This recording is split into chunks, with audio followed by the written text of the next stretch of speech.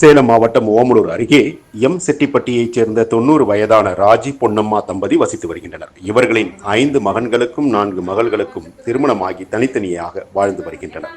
கடைசி மகன் மயில்சாமியின் மனைவி ஜீவா சொத்து பிரச்சனை செய்து மாமனார் மாமியாரை கட்டையாலும் கல்லாலும் அடித்து கொலைவெறி தாக்குதல் நடத்தியுள்ளார்.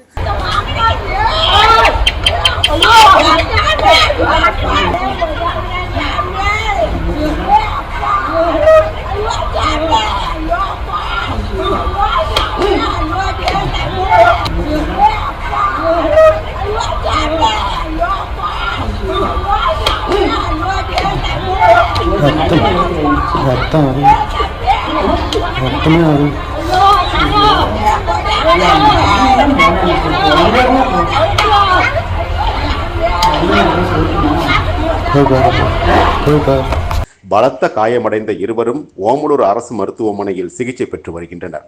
மேலும் இதனை தடுக்க வந்த பேரன்களின் 2 பைக்குகளையும் அடித்து உடைத்து சேதப்படுத்தியுள்ளார்.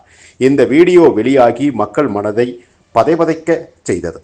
இந்த நிலையில் தொலசம்பட்டி போலீசார் தலைமறைவாக இருந்த ஜீவாவை கைது செய்து சேலம் பெண்கள் சிறையில் அடைத்துள்ளனர்.